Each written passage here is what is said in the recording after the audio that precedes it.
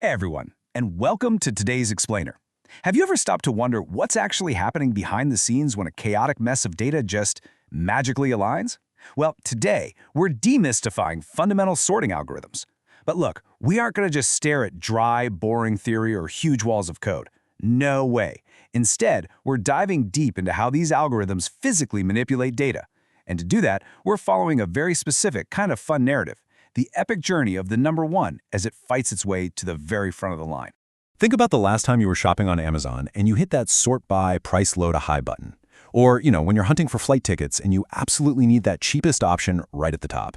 That seamless everyday experience, it relies entirely on sorting algorithms. Now, if you're writing code in a language like Java, sure, there are built-in functions that just handle this for you automatically. But honestly, relying on those without understanding the mechanics, it's literally like driving a car without knowing how the engine works. Getting a grip on these underlying mechanics is absolutely crucial for building your core engineering logic, especially when you start tackling much more complex problems down the road. Okay, let's dive right into this. Here is our unsorted world. It's a simple array containing the numbers 7, 8, 3, 1, and 2. It is pure chaos, completely out of order.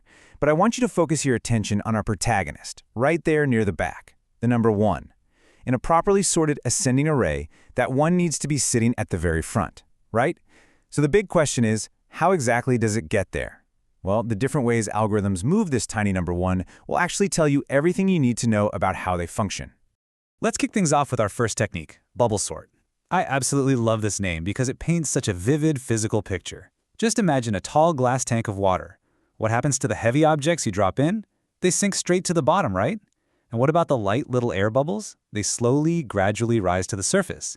Well, bubble sort uses this exact same idea. The heaviest, largest elements in our array literally sink all the way to the right side, while the lighter, smaller elements, like our poor, tiny number 1, have to slowly bubble their way up to the left. So what does this actually look like mechanically?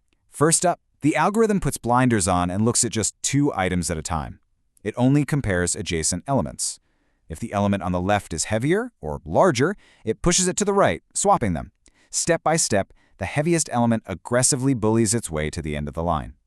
But what does that mean for our smaller numbers? Well, because they're constantly getting bypassed and jumped over by those heavy elements, they only get to shift to the left 1 tiny position at a time. Let's see this play out. After the very first complete pass through our starting array, the heavy number 8 has successfully sunk all the way to the end. It swapped with a 3, swapped with a 1, swapped with a 2, but look really closely at our small number 1. While that 8 was aggressively racing to the right, our 1 acted like a tiny, slow turtle.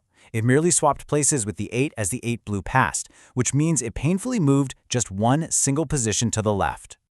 All right, moving into pass 2.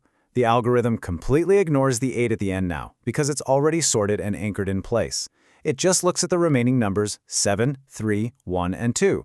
This time, the next heaviest number, the 7, does the sinking. It swaps with the 3, the 1, and the 2, sinking right next to the 8. And our little protagonist, the number 1, well, because the 7 jumped over it this time, the 1 takes another incredibly slow, single step leftward. I mean, it's making progress, but barely. Finally, we hit pass 3. The 3 is compared to the 1. The 3 is heavier, so they swap. And boom, there it is. Time to celebrate because our number 1 has finally reached the front of the line. But seriously, think about what it actually took to get there. It took 3 full passes for that tiny number to crawl from the 4th position to the 1st. And this right here brilliantly illustrates the massive structural flaw in bubble sort, its agonizingly slow movement of small numbers. Imagine if our array had 1,000 numbers and the number 1 was stuck at the very end. It would literally take 1,000 full passes just to slowly drag it to the front. Ouch. Which brings us to a really stark contrast, bubble sort versus selection sort. Bubble sort, as we just saw, relies on constant, endless adjacent swapping to shift elements around. It's exhausting, just moving things step by step. Selection sort, however, takes a much more strategic, targeted approach. Instead of blindly swapping neighbors over and over, it steps back, scans the entire unsorted section of the array, finds the absolute smallest element, and swaps it exactly once per loop. Now, what's really interesting here is how selection sort treats our protagonist. Take a look at this first move. The algorithm scans our original starting array, 7, 8, 3, 1, 2.